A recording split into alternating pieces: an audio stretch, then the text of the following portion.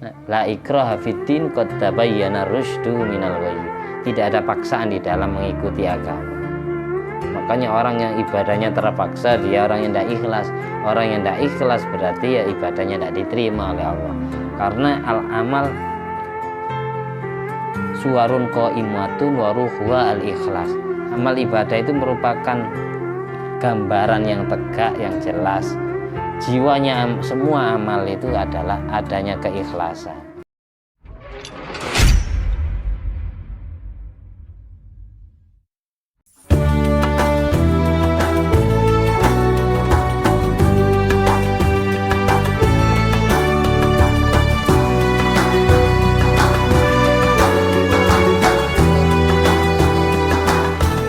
Assalamualaikum warahmatullahi wabarakatuh. Bismillahirrahmanirrahim. Alhamdulillahirabbil alamin alladzi bi ni'mati tatimmus sholihat wa bi dzikri sulahai tatanazzalur rahmat wal barakat. Wassalatu wassalamu ala sayyidi sadat sayyidina wa maulana Muhammadin qutbil qadat wa ala alihi wa ashabi al-anjumi zahirat amma ba'du.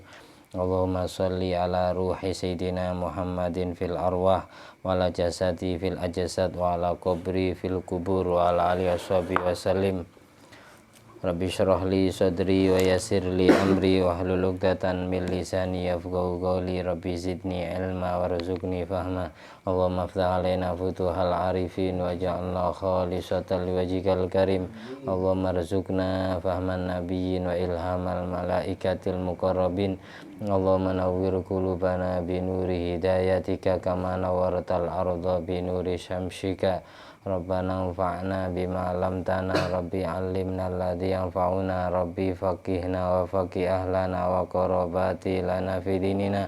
Allahumma inna na'udzubika min ilmin la yanfa' wa qalbin la yakhsha wa 'amalin la yurfa' wa du'ain la yusma'. Allahumma sholli ala sayyidina Muhammadin wa ala ali sayyidina Muhammad. Ma'danil judi wal karam bail ilmi wal hilmi wal hikam wa barik wa sallim alhamdulillahi rabbil alamin. Ya, kita meneruskan baca kitab tafsir Jalalain surat Iqra, ayat yang kita baca sampai di ayat ke-15. Ayat ke-15, 16 dan 17 sampai kita baca. Tapi sebelumnya kita awali dengan pembacaan Ummul Quran. Jangan semaksa hamba, semoga kita selalu dapat ridho Allah dan syafaat Nabi Muhammad SAW kelak di yaumil mahsyar. Dan apa yang saja yang kita lakukan setiap hari selalu membahagiakan hati Nabi Muhammad SAW. Selalu dituntun jalan hidupnya oleh Allah ke jalan yang lebih benar sesuai ajaran Islam. Ditakdir mempunyai keturunan, mempunyai pasangan hidup yang serasi dalam urusan agama, dunia dan akhiratnya. Segala kesusahan hidup kita dilapangkan oleh Allah. Kebutuhan hidup kita dikabulkan oleh Allah. Ala hadiniyat wa ala kunyatin sholihah wa ala kulli mana wa salafus sholih bi Nabil Mustafa wal Mujtaba Muhammadin sallallahu alaihi wasallam.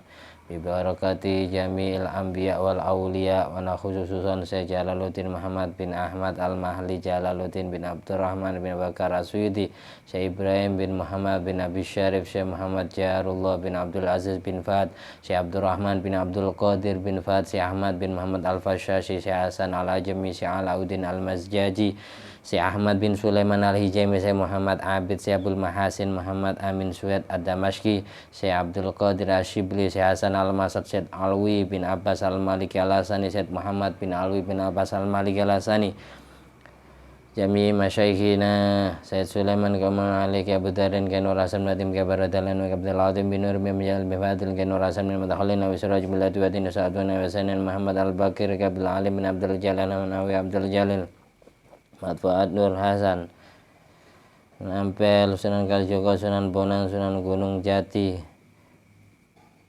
jami walidaina jami abaina wa ummatina masyayikhina azwajina wa dzurriyyatina wa auladina wa talamidina wa rayyatina istiqaina wa qarabatina wa ihwan bidin wa ahlina wa damina min ummati Muhammadin sallallahu alaihi wasallam wa jamil muslimin muslimat wal mu'minin wal mu'minat aina makana masyariqil ardi la magharibi al ahya'i minhum wal amwat maghfir lahum warhamhum wa'fu anhum wa rafa' darajatim fil jannah wa yuskinuhumul fil jinan wa ali darajatim fil jannah wa alaina fa'ana min barakati masrari manwari ulumi manafati karamati bitina dunal akhirah sya'ulila lana wa lahumul fatihah.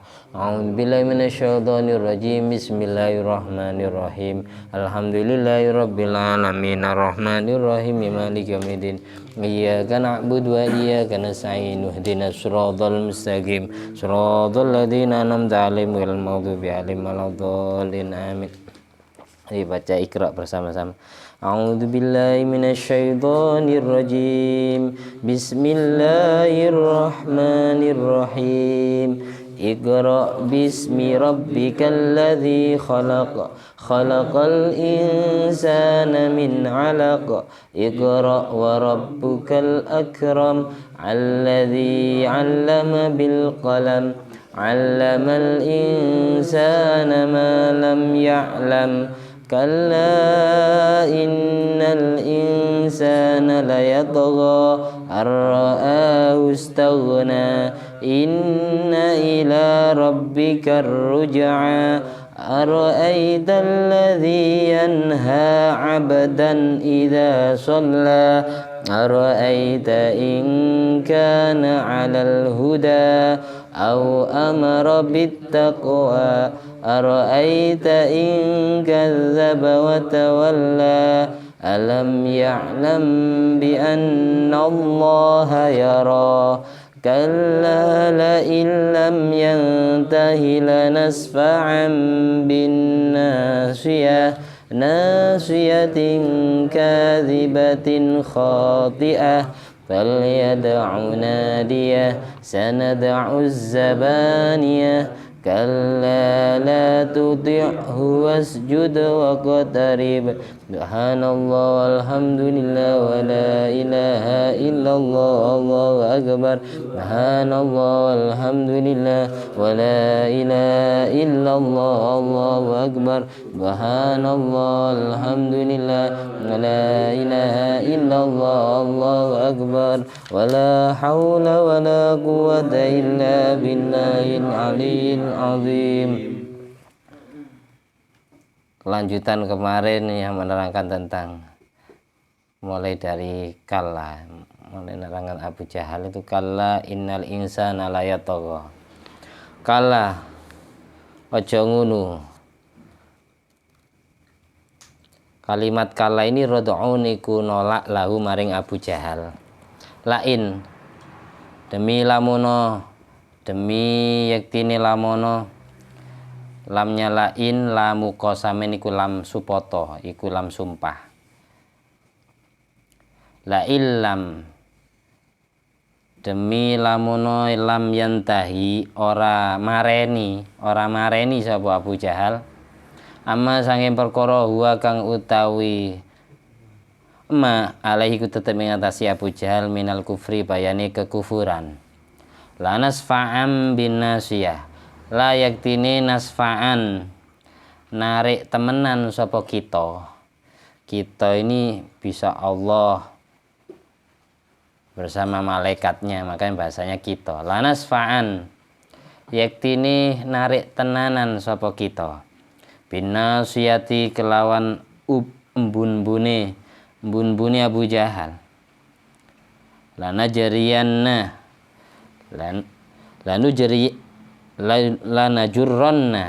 lanajurronna binasiyatihi tegese yaktine teman-teman narik sapa kita binasiyatihi kelawan embun-bunane Abu Jahal lan nari maring neraka nasiyatin nyatane embun-bunan kata-kata nasiya badalu nakiratin iku dadi badale isim nakira min ma'rifatin saking isim ma'rifat isim nakirahnya nasiyatin yang kedua isim ma'rifatnya an-nasiyah Yang pertama binasiyati nasiyatin kadzibatin kang goro khotiatin kang luput wasfuha utawi nyifati nasiyah bidzalika kelawan mengkunu kadzibatin khotiah majazun niku kalam majaz wal muradu utawi perkara kang den karepi sahibuha iku wong kang anduweni nasiyah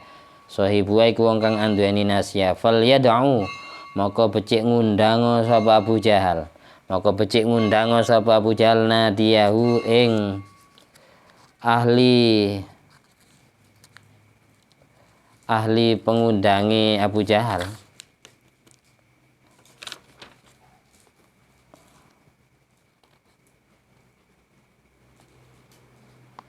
nadiyahu ing ahli pengundangi Abu Jahal ahla nadihi tegese ing ahli pengundangi Abu Jahal wa utawi nadi al majlisu iku nggon lungguh yuntada kang den gawe omong-omongan apa majlis yutahaddasu tegese omong-omongan fi dalam majlis al qaumu sapa kaum wa kana lan ono sapa Abu Jahal kala iku ngucap sapa Abu Jahal lin Nabi maring Nabi Muhammad sallallahu alaihi wasallam laman tahara nalikane nyentak sapa Abu Jahal hu ing Nabi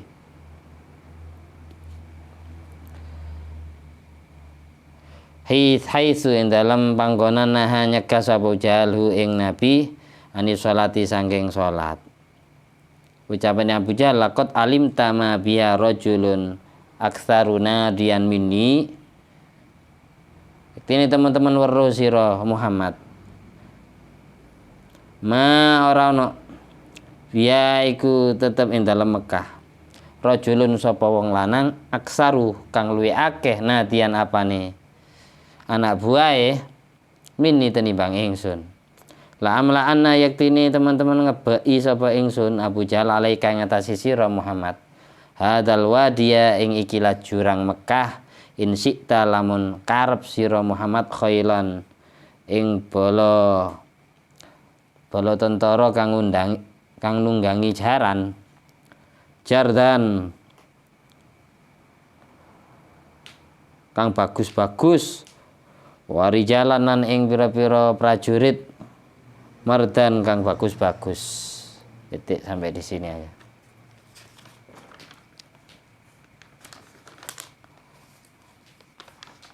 Ini menceritakan tentang Abu Jahal belum selesai. Kemarin dijelaskan ayat ini pertama kali Allah terangkan surat Iqra, surat Al-Alaq diterangkan tentang masalah ilmu dan mengajarkan ilmu, mengamalkan ilmu dan mengajarkan ilmu. Terus jadi orang yang bermanfaat untuk orang lain dengan menulis ilmunya sehingga bermanfaat untuk orang bisa dibaca. Setelah Allah menjelaskan tentang ilmu, kegiatan belajar mengajar, baru Allah menceritakan tentang salah seorang manusia yang mempunyai watak sama dengan Abu Jahal. Dia menjadi orang jahat, bejat, ahli maksiat gara-gara istaghna. Innal insana la yatagha ar-ra'ahu istaghna. Gara-gara dia merasa kaya dengan harta benda yang dia miliki. Gara-gara dia merasa paling tidak butuh kepada Allah, paling kuat, paling perkasa, gara-gara punya tenaga, kekuatan, kebal, nak mempan dibacok.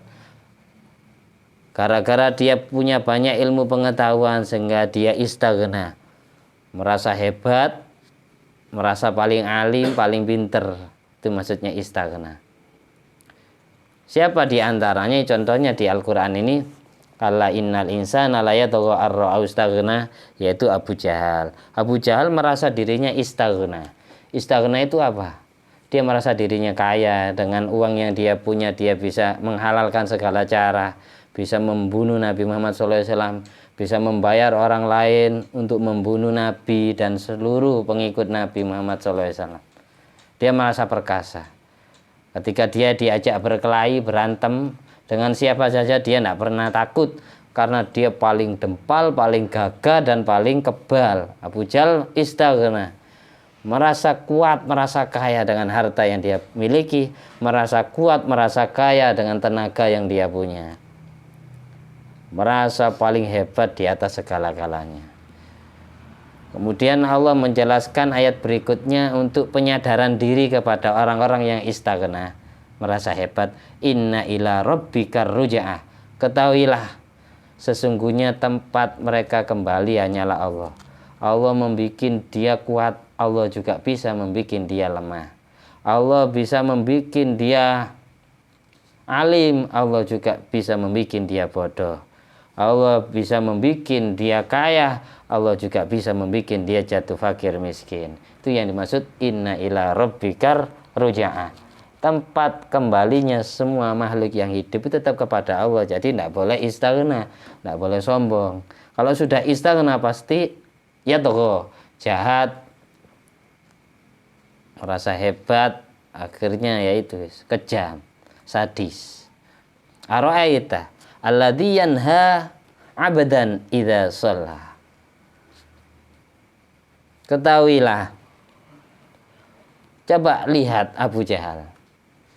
Allah ini memerintah kita suruh membaca sejarahnya Abu Jahal.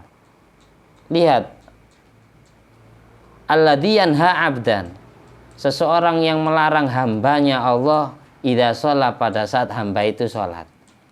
Hamba itu mau sholat dilarang. Hamba itu ketika sholat diganggu biar membatalkan sholatnya. Siapa dia? Ya Abu Jahal. Kenapa kok bahasanya pakai abdan di sini? Kok tidak langsung Nabi Muhammad? Kenapa bahasanya pakai alladzi yanha, orang yang melarang, seseorang yang melarang? Bahasanya tidak langsung pakai Abu Jahal.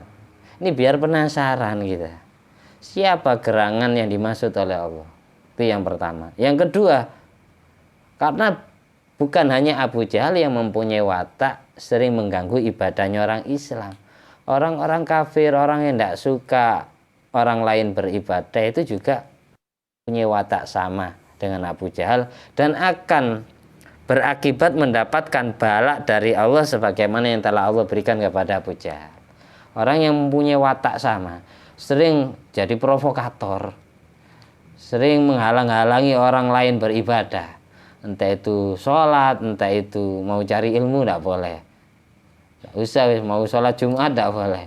Itu berarti tidak jauh beda dengan Abu Jahal. Tidak usah sholat Jumat, saya tidak ada temannya. Biar saya jadi orang jelek itu ada temannya juga, sama-sama jeleknya. Kalau sampai jadi orang baik terus yang nemenin saya jelek siapa? Ada yang kayak gitu kan orangnya. Itu orang yang tidak benar, berarti orang yang mirip dengan Abu Jahal. Alladzi yanha, itu tujuan Allah seperti itu. Lam yakul yanhaka tafkhiman li sya'nihi wa ta'ziman li qadri. Tujuan Allah mengumumkan kata-kata alladzi yanha, orang yang melarang sholat. Kok tidak pakai kata-kata Abu Jahal langsung? Itu tujuannya biar kita tidak menganggap remeh urusan ini. Anggap agung pakai isim mausul alladzi yanha. Abdan disamarkan dengan bahasa abdan ya tafkhiman, mengagungkan derajat Nabi. Abdan ini artinya kan hamba. Orang yang paling berhamba kepada Allah, orang yang paling hebat ibadahnya cuma satu, tidak ada lain, yaitu Nabi Muhammad SAW. Biar kita jadi menjadi hamba yang sebenar-benarnya hamba. Tirulah yang abdan ini, hamba yang sebenar-benarnya hamba ini, yaitu Nabi kita Muhammad SAW. Orang yang paling sempurna sifat ubudiyahnya, pengabdiannya kepada Allah, zahir batinnya, perbuatan yang kelihatan mata maupun yang hatinya, itu adalah cuma an-nabiyyu. Di sini bahasanya pakai abdan karena satu-satunya hamba yang paling berhamba, satu-satunya hamba yang paling hebat ibadahnya cuma satu, yaitu Nabi Muhammad SAW. Ini beneran, tidak bohongan hambanya. Namanya hamba kan budak. Budak itu harus nurut kepada juragannya, kepada bosnya. Hamba yang paling menghambakan diri kepada Allah cuma satu, yaitu Nabi Muhammad SAW. Ada para walinya, kekasihnya Allah, itu karena niru ibadahnya Nabi. Ada guru-guru kita, itu Itu karena niru ibadahnya Nabi sehingga kecipratan jadi hamba, abdan. Hamba yang sebenar-benarnya hamba, akhirnya jadi kekasih Allah. Alladzi yanha 'abdan idza shalah. Di sini yang pertama kita dapat pelajaran, suruh lihat orang-orang yang sering menghalang-halangi orang lain beribadah. Contohnya Abu Jahal melarang Nabi Muhammad SAW sholat. Nabi belum sampai ke tempat sholatnya aja diganggu.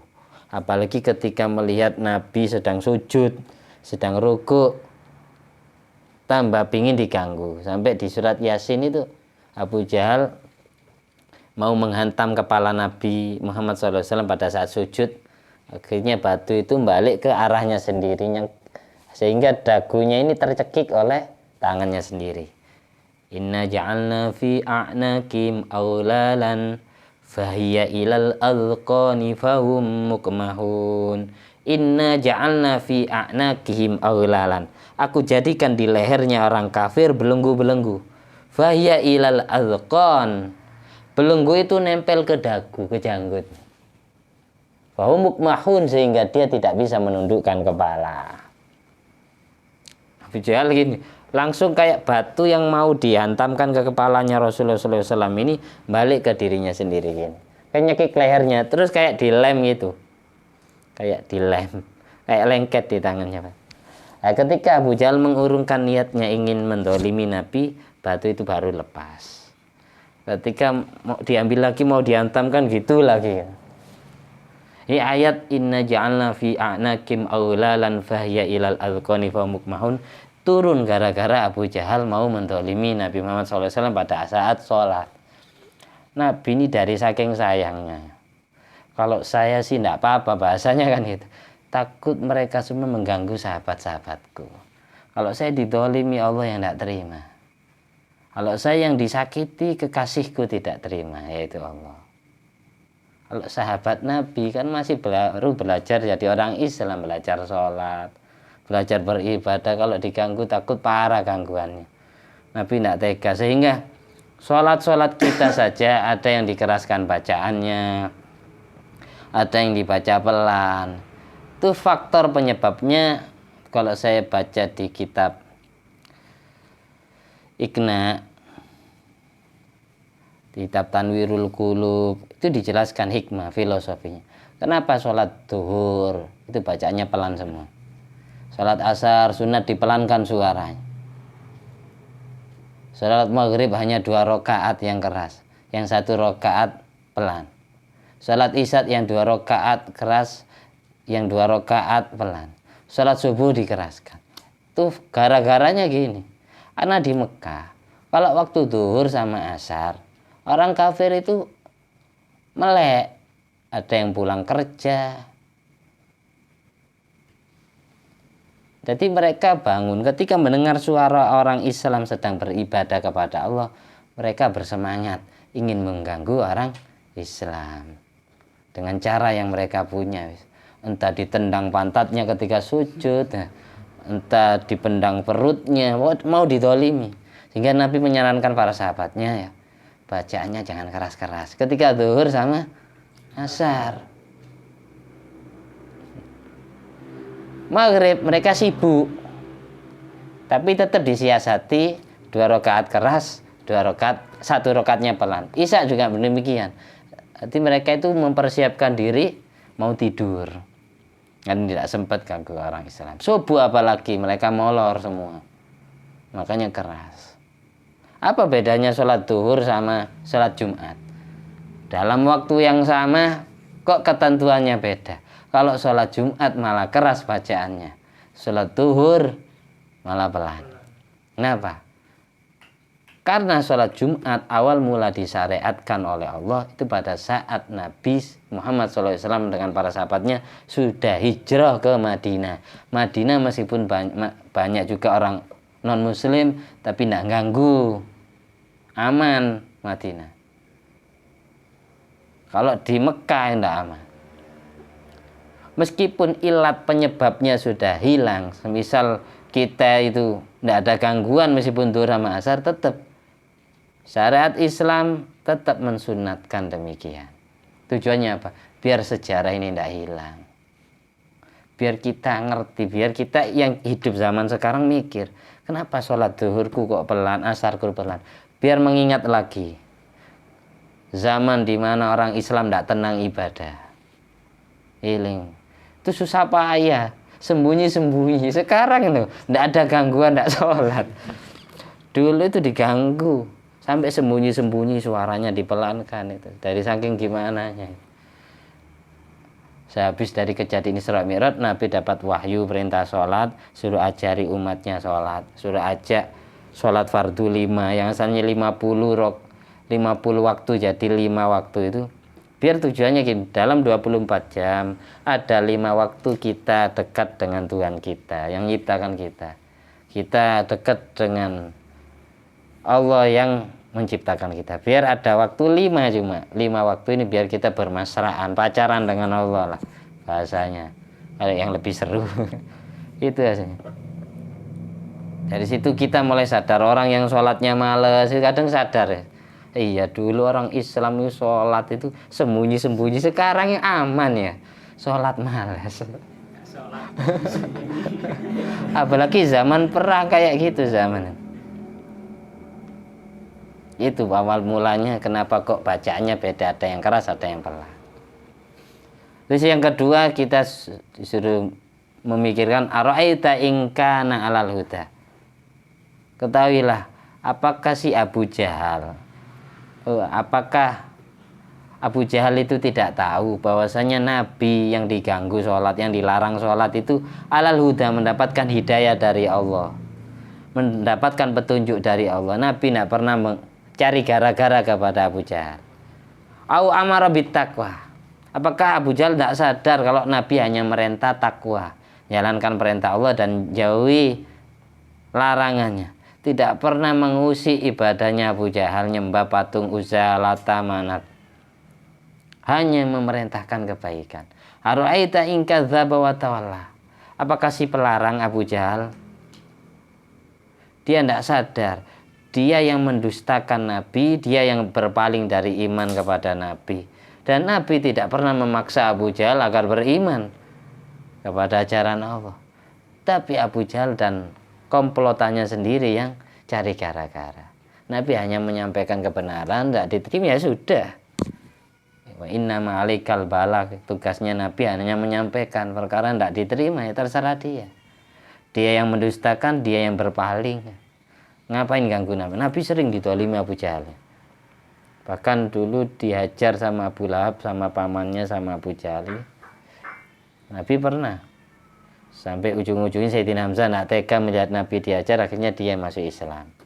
Sayyidina Hamzahnya. Alam ya'lam bi anna Allah yarah. Apakah Abu Jahal tidak tahu, tidak sadar bahwasanya Allah melihat dia, melihat perbuatannya, fayujazi alaih, dan Allah akan balas perbuatan Abu Jahal. Kata-kata ini memberikan takjub agar kita heran. Sisi mencegahnya Abu Jahal dari sholat yang Nabi kerjakan, sisi Nabi yang dilarang padahal Nabi dapat hidayat dan hanya memerintahkan ketakwaan, tidak pernah mengganggu Abu Jahal. Suruh takjub, heran, yang melarang itu dia yang mendustakan dan berpaling dari iman, tidak pernah dipaksa agar beriman. La ikraha fiddin qad tabayyana rusydu minal ghayy. Tidak ada paksaan di dalam mengikuti agama. Makanya orang yang ibadahnya terpaksa, dia orang yang tidak ikhlas. Orang yang tidak ikhlas berarti ya ibadahnya tidak diterima oleh Allah. Karena al-amal suwarun qaimatun wa ruhuha al-ikhlas. Amal ibadah itu merupakan gambaran yang tegak, yang jelas. Jiwanya semua amal itu adalah adanya keikhlasan. Kalau mengerjakan sesuatu karena terpaksa, tertekan, atau karena ingin dipuji oleh orang lain, itu namanya tidak ikhlas, riya. Kalau sudah riya, tidak mungkin diterima oleh Allah. Kalah, jangan seperti itu, wahai semua orang yang mirip Abu Jahal. Jangan sering ganggu-ganggu atau jadi provokator ibadahnya orang lain. Kamu dia tidak usah. Kalau kamu jelek ya jadilah orang jelek sendiri, jangan ngajak orang lain jelek. Tapi kalau kamu jadi orang baik, kalau bisa ngajak orang lain agar kecipratan barokah kebaikanmu.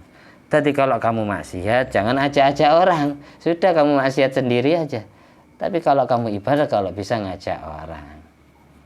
Itu kesimpulannya gitu. Semua ayat ini yang kita baca. La illam yantahi. Kalau si Abu Jahal tidak mau berhenti dari kekufurannya, tidak berhenti-henti ingin mengganggu umat Islam, lanasfa'am bin nasiyah, aku bersama malaikat-malaikat yang aku suruh, katanya Allah, akan mencabut ubun-ubunnya. Saya buang ke neraka, akan saya jerumuskan ke neraka. Ubun-ubunnya Abu Jahal nasiyatin kadibatin khoti'ah, ubun-ubun yang berdusta dan berbuat salah. Wasfuha bidzalik majazun, mensifati ubun-ubun dengan bahasa kayak seperti orangnya. Kok ubun-ubunnya yang ditarik, ubun-ubun yang berdusta, yang melakukan kesalahan. Ini merupakan majaz, bukan kalimat hakiki, sindiran. Wal murad yang dimaksud oleh Allah tetap swahibuah, yang punya ubun. Siapa? Ya Abu Jahalnya. Kenapa kok ubun-ubunnya?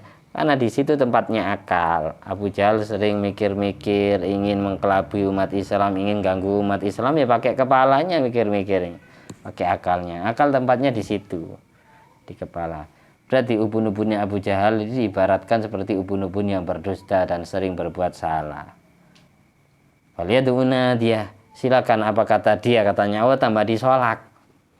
Silakan kalau Abu Jahal, si Abu Jahal ingin memanggil semua anak buahnya untuk mengganggu Nabi, silakan. Tapi ketahui, innallaha yara, Allah maha tahu, Allah yang membalas kejelekan mereka. Kata-kata ini, ayat ini muncul ya gara-gara Abu Jahal pernah ngomong kepada orang kafir Quraisy pada waktu itu, Wallata wal Uzza, demi Tuhan Lataku dan demi Tuhan Uzzaku, la in ra'aituhu yaf'al dzalik, kalau saya melihat Muhammad dan para sahabatnya sedang melakukan sholat, la ato'anna ala raqabati, akan aku injak lehernya Muhammad, katanya Abu Jahal. Wala a'fironna wajhahu fit tirab, dan akan aku gulungkan wajahnya Muhammad ke debu, ke tanah. Akan aku gulungkan wajahnya Muhammad ke tanah. Qala, pada akhirnya fa'ata Rasulullah SAW bahwa yusolli liyatu ala raqabati. Si Abu Jahal berani mendatangi Rasulullah pada waktu itu Nabi Muhammad SAW sedang sholat. Dengan niatan Abu Jahal ingin menginjak lehernya Nabi beneran. Fama fajjahum minhu illa wa yang kisu ala akibaihi wa yattaki biyadaihi. Abu Jahal tidak bisa membuat kaget Nabi Muhammad SAW, mengganggu Nabi Muhammad, melainkan si Abu Jahal sendiri tiba-tiba kedua tumitnya terpreset sehingga dia menyandarkan kedua tangannya ke bumi. Jadi Abu Jahal ketika mau ganggu Nabi langsung kepreset, tumitnya langsung kepreset, dia jatuh, menyandarkan tangannya ke bumi, kedua tangannya gitu. Jadi pantatnya sakit. Setiap mau mendolimi seperti itu, kayak ada tabir penghalang antara Abu Jahal dengan Nabi Muhammad SAW. Sampai di sini dikatakan faqila lahu malaka. Ada orang kafir Quraisy yang bertanya kepada Abu Jahal, apa yang terjadi pada dirimu wahai Abu Jahal, wahai bos? Karena anak buahnya Abu Jahal banyak. Abu Jahal orangnya gagah, dempal, tinggi, besar itu. Bos, apa yang terjadi pada dirimu? Kok jatuh tadi? Keteblok, suaranya kan dengar. Anak buahnya tanya kepada bosnya. Abu Jahal jawab, inna baini wa bainahu khandaqan min nar wa haula ajniha. Seolah-olah antara diriku dengan Muhammad ada jurang api. Jadi berasa panas gitu Abu Jahal. Mau mendekat kepada Nabi Muhammad SAW terasa panas. Seolah-olah antara aku dengan Muhammad, inna baini wa bainahu khandaqan min nar wa haula ajniha. Tapi bentuknya kayak sayap-sayap. Katanya Abu Jahal cerita kepada anak buahnya. Kenapa bos? Setiap jenengan ini dekat pasti terpeleset. Abu Jahal jawab, karena seolah-olah gini, antara diriku dengan Muhammad kayak ada jurang api yang bentuknya mirip sayap. Kayak saya digibasi sayap gini. Jadi saya tidak pernah bisa menyentuh Muhammad. Ketika dia sujud, ketika dia ruku, ketika dia i'tidal, tidak bisa. Hebat Muhammad ya katanya.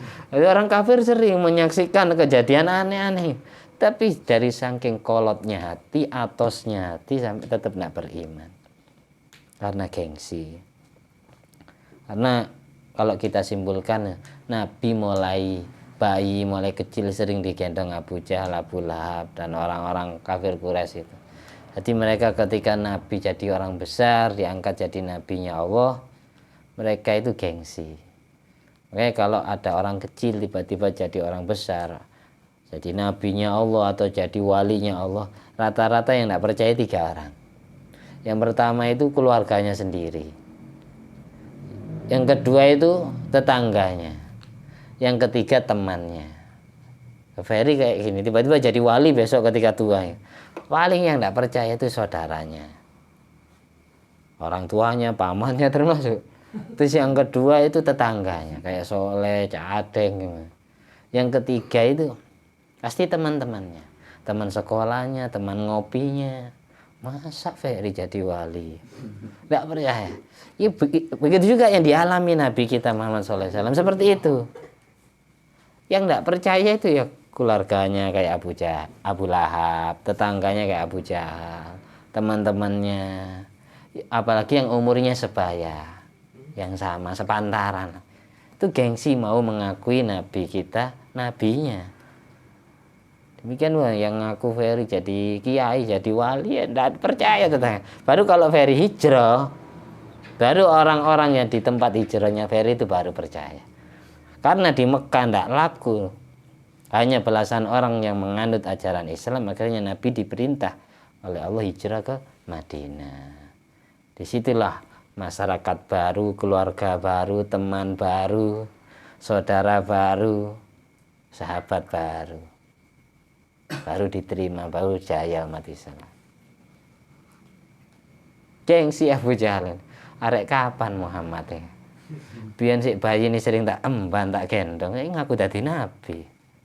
Nah, bahasa kasarnya seperti itulah bahasanya gitu. Anak bau kencur, anak bau baru kemarin aku jadi nabi gitu. Makanya kalau dia tidak berhenti melakukan kejahatannya, Allah yang tidak terima. La nasfa'an bin nasiyah nasiyatin kadibatin khotiyah. Ini cerita terakhir ya. Yang dimaksud la nasfa'an bin nasiyah, aku tarik ubun-ubunnya ke neraka. Ini ada yang bilang yang dimaksud adalah di akhirat besok. Tapi ada pula yang berpendapat ulama tafsir wakilah fid dunya, yang dimaksud ubun-ubunnya Abu Jahal ditarik ke neraka, disiksa oleh Allah itu ketika di dunia. Yauma Badrin, di hari perang Badar, Badar Kubro. Gimana kejadiannya?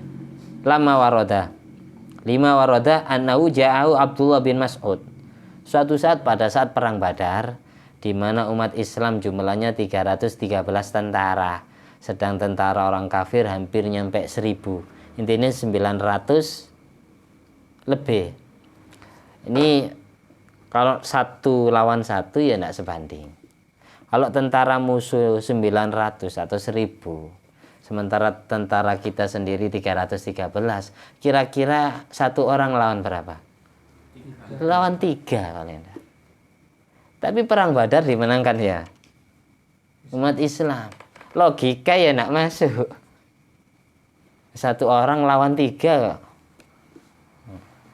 Di sini di antara yang ikut perang Badar itu ya Abu Jahal dari tentara musuh.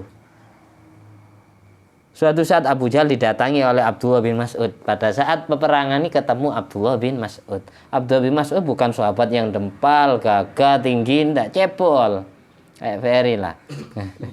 Bahwa jadau torihan bainal jarhah. Si Abu Jahal dia termasuk golongan orang yang ditemukan Abdullah bin Mas'ud terbuang di antara tentara-tentara yang luka.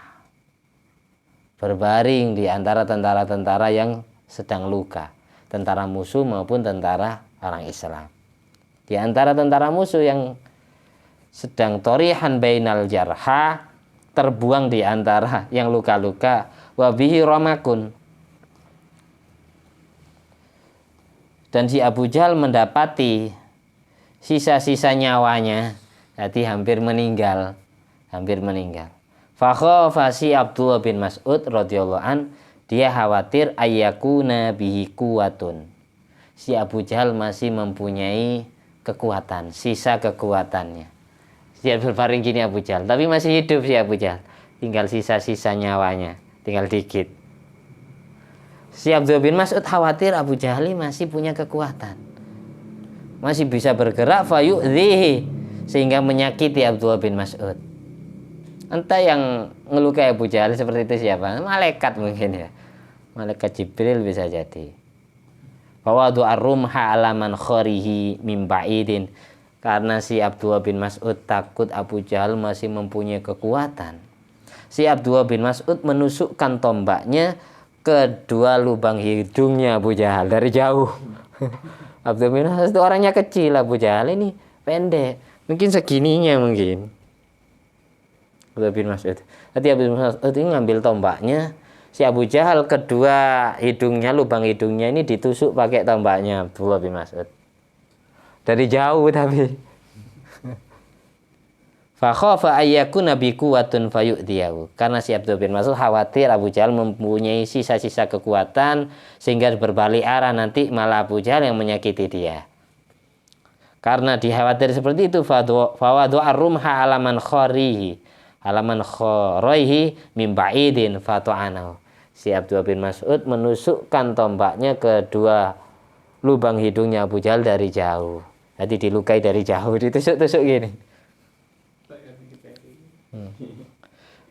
Sumalam yakdir Ibnu Mas'ud ala roki ala sodrihi. Kemudian si Abdullah bin Mas'ud tidak sanggup untuk naik di atas dadanya Abu Jahal. Dari saking besarnya Abu Jahal ya, gagahnya Abu Jahal, sampai si Abdullah bin Mas'ud tidak bisa menaiki dadanya Abu Jahal. Dari saking apanya? Cebolnya Abdullah bin Mas'ud. Lam yakdir ala roki ala sodrihi lidu'fihi wa qasrihi. Si Abdullah bin Mas'ud radhiyallahu an tidak sanggup menaiki dadanya Abu Jahal karena dia lemah dan dia cebol, dia pendek. Abu Jahal berarti orangnya tinggi. Abu Jahal gini padahal tidak bisa dinaiki dadanya, tidak bisa dilompati dari saking tingginya. Setelah itu fartaqa ilaihi bihilatin. Si Abdullah bin Mas'ud menaiki dada Abu Jahal dengan tipu muslihat yang dia punya, dengan cara yang dia punya. Falamma ra'ahu Abu Jahal, ketika si Abu Jahal, Amr bin Hisam ini melihat Abdullah bin Mas'ud ini kewalahan, ingin membunuh dia, tidak bisa-bisa, naik dadanya juga bisa, diajari sama Abu Jahal. Qala Abu Jahal bilang, ya ruwai ayil ghanam, ya ruwai ayil ghanam, wahai pengembala kambing cebol. Jadi Abu Jahal ini masih ngeledek, mau mati ngeledek Abdullah bin Mas'ud. Ya ruwai ayal ghanam, wahai si pengembala kambing yang cebol, yang kecil, yang cilik. Laqad raqita marqa aliyan. Sungguh kalau kamu berani menaiki dadaku, berarti kamu sudah berani menaiki tempat yang tinggi. Lama bahasa gitu. Pamali. Faqala Ibnu Mas'ud, akhirnya Ibnu Mas'ud menjawab ketika Abu Jahal bilang gitu. Al-Islam ya'lu wa la yu'la alaih. Agama Islam adalah agama di atas dan tidak bisa diluhuri. Agama Islam adalah agama paling hebat, paling jaya, tidak bisa dikalahkan. Al-Islam ya'lu wa la yu'la alaih. Ini dawuhnya Abdullah bin Mas'ud radhiyallahu anhu kepada Abu Jahal. Tsumma qala li Ibnu Mas'ud, kemudian Abu Jahal bilang kepada Ibnu Mas'ud, iqta' ra'si bi sayfi hada. Potonglah kepalaku dengan pedangku ini. Abu Jahal menyuruh Abdullah bin Mas'ud agar memotong lehernya Abu Jahal dengan pakai pedangnya Abu Jahal sendiri. Pedangnya jelas besar. Abdullah bin Mas'ud ngangkat pedangnya tidak kuat. Iqta' si bisayfi hada. Wahai Ibnu Mas'ud, potonglah leherku dengan pedangku sendiri. Kalau engkau ingin membunuhku, li'annahu ahaddu aqta'. Karena pedang yang kupunya itu lebih tajam dan lebih memotong, lebih bisa memotong daripada tombak yang kamu punya. Falamma qata'a ra'sahu bihi, pada saat si Abdullah bin Mas'ud sudah menebas lehernya Abu Jahal dengan pakai pedangnya sendiri, lam yakdir ala hamlihi, si Abdullah bin Mas'ud radhiyallahu an tidak sanggup memikul Abu Jahal dari saking besarnya Abu Jahal. Fasyaqqa udhunahu, sehingga si Abdullah bin Mas'ud menyobek telinganya Abu Jahal, wa ja'ala fi khayton, terus telinganya Abu Jahal dikasih tali, dikasih tampar. Lalu wajarrahu ila Rasulillah sallallahu alaihi wasallam wa Jibrilu baina yadayhi yadhak. Lalu telinganya Abu Jahal ini ditarik sama Abdullah bin Mas'ud, ditarik pakai tampar. Dihaturkan kepada Nabi. Jadi diseret, telinganya diseret pakai tampar ini. Malaikat Jibril pada saat itu di sini dikatakan ini di hadisnya, wajarrahu ila Rasulillah sallallahu alaihi wasallam wa Jibrilu baina yadayhi yadhak. Pada saat Abdullah bin Mas'ud mengikat telinganya Abu Jahal, kedua telinganya diikat, dilobangi, dikasih tampar, diseret ke hadapan Rasulullah SAW. Ingin ditunjukkan Nabi, Abu Jahal meninggal. Ini bosnya orang kafir, orang paling hebat, paling gagah dari 1000 orang tadi itu, yang paling ditakuti umat Islam. Diseret pakai itu, malaikat Jibril melihatnya langsung tertawa. Wa Jibrilu baina yadayhi, malaikat Jibril berada di hadapan Rasulullah SAW, yadhak, tersenyum, tertawa melihat perbuatan Abdullah bin Mas'ud. Lucu ya, orang cebol narik orang besar ya. Terus kedua telinganya dilobangi, diikat pakai tampar itu. Dari saking besarnya Abu Jahal dipikul nak kuat. Akhirnya dia pakai cara diikat telinganya pakai tampar, dibawa ke Nabi. Ditarik gini. Ditarik kayak tarik tampar. Lucu Abdullah bin Mas'ud. Jadi kalau Allah mau, kesimpulannya, Allah Maha bisa memenangkan umat Islam. Nanti besok akan terjadi peperangan, sebagaimana banyak hadis menerangkan. Besok itu umat Islam bakal perang dengan orang kafir lagi. Suatu saat akan tiba zamannya. Zaman di mana Imam Mahdi memimpin umat Islam, melawan tentara Yahudi, tentara-tentara non-Muslim, terutama pengikutnya Abu Jahal. Jadi sebelum Abu Jahal Dajjal muncul, itu sudah terjadi konflik dunia, perang dunia ketiga. Sudah. Tapi perangnya balik ke zaman dulu lagi, pakai pedang, pakai tombak, pakai anak panah, tidak ada bom. Karena apa? Allah menjanjikan akan terjadi dukhon, 2 asteroid yang membentur ke bumi, sehingga jadi luapan gempa bumi yang begitu gempa, tsunami besar-besaran, gempa besar-besaran, semua teknologi akan mati. Termasuk HP kita tidak bisa WA-an lagi, tidak bisa YouTube-an, tidak bisa. Tidak ada listrik, hidup sendiri-sendiri. Makanya bumi itu al-ardu ghairul ardi, akan dijadikan bumi lain oleh Allah. Tidak sama dengan bumi yang sekarang. Nah, dijadikan seperti itu. Entah kapan waktunya, yang penting kita memperbanyak istighfar dan banyak doa. Semoga kita semua, keluarga kita, anak kita, cucu-cucu kita, semua saudara kita, sahabat kita, orang yang dekat dan kenal dengan kita, khususnya hidup sekota, sekampung, senegara, diselamatkan oleh Allah dari fitnah akhir zaman, khususnya fitnahnya Dajjal. Kita semua ditakdir menjadi pengikutnya Imam Mahdi dan Nabi Isa. Kalaulah kita ditakdir hidup di zaman itu, tidak pernah terhipnotis dengan racun-racun fitnah Dajjal dan antek-anteknya. ala hadiniyat wa ala kunyatin sholihah wa ala kulli mana wa salafus sholih bi Nabil Mustafa wal Mujtaba Muhammadin sallallahu alaihi wasallam amin bisiri asraril Fatihah. A'udzubillahi minasyaitonir rajim. Bismillahirrahmanirrahim. Alhamdulillahirabbil alamin arrahmanir rahim maliki yaumiddin. Iyyaka na'budu wa iyyaka nasta'in ihdinas siratal mustaqim siratal ladzina an'amta 'alaihim ghairil maghdubi 'alaihim waladdallin amin. Bismillahirrahmanirrahim. Allahumma arhamna bil Qur'an waj'alhu lana imaman wa nuran wa hudan wa rahmah.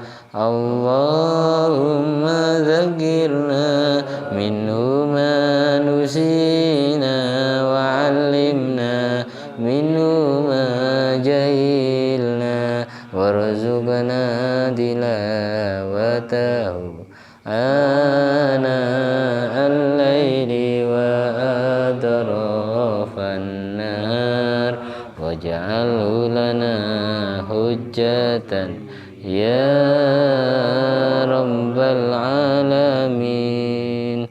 Allahumma shalli ala sayyidina Muhammad wa ala ali sayyidina Muhammad. Alhamdulillah alladzi at'amani hadzal ilma wa razaqani min ghairi haulin minni wala quwwatin bi fadli. Subhana rabbika rabbil izzati amma yasifun wa salamun alal mursalin walhamdulillahi rabbil alamin. Wassalamualaikum warahmatullahi wabarakatuh.